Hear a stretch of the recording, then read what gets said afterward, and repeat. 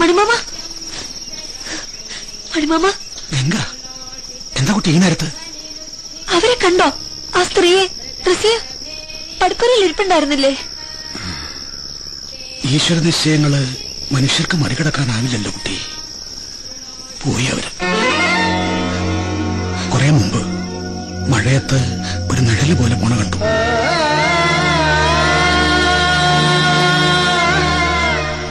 മോളെന്താ ഇറങ്ങിപ്പോന്നത്? അവരുടെ വിധി അതവരനുഭവിച്ചു തന്നെ തീരണം.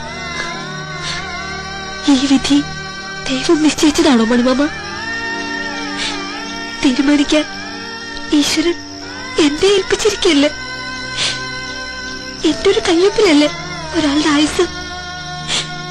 എന്റെ വിരൽ തുമ്പത്തല്ലേ അയാളുടെ ജീവൻ?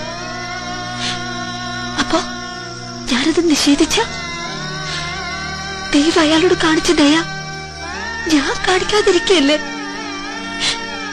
ആ പാവ സ്ത്രീയുടെ പ്രാർത്ഥനയ്ക്കും കണ്ണീരിനും എന്റെ മുമ്പിൽ ഒരു വിലയില്ലാണ്ടാവുമല്ലേ?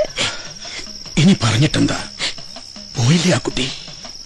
അല്ലെങ്കിൽ തന്നെ മോളുടെ നല്ല മനസ്സുകൊണ്ട് മാപ്പ് കൊടുക്കാന്ന് വെച്ചാ എന്തൊക്കെയാ അതിന്റെ പേരുണ്ടാവുമെന്ന് നിശ്ചയുണ്ടോ? വേണ്ട കുട്ടി, തിരിച്ചു പോയിക്കോളൂ. ഇറങ്ങി വന്നത് ആരും കണ്ടിട്ടുണ്ടാവില്ലല്ലോ അല്ലേ? ആലോചിച്ചു മണിമാമ, ഞാൻ ഒരുപാട് ആലോചിച്ചു. അവരുടെ മുമ്പിൽ ന്യായീകരിക്കാൻ പറ്റിയില്ലെങ്കിലും ഈ ശാപം ഏറ്റെടുക്കാൻ എന്റെ രഘുവേട്ടന്റെ ആത്മാവ് എന്നോട് പറയില്ല. ശാപം കിട്ടും ഞാൻ ആ സ്ത്രീയെ ഉപേക്ഷിച്ച. എനിക്ക് കാണണവരെ ഒപ്പിട്ട് കൊടുക്കണം മണിമാമ. ഞാൻ നല്ലത് കുട്ടി, ഇപ്പൊ ഈ മനസ്സ് ഞാൻ അറിയുന്നുണ്ട്. ഇനി ഒന്നും ആലോചിക്കണ്ട, നമുക്ക് കാണാവരെ.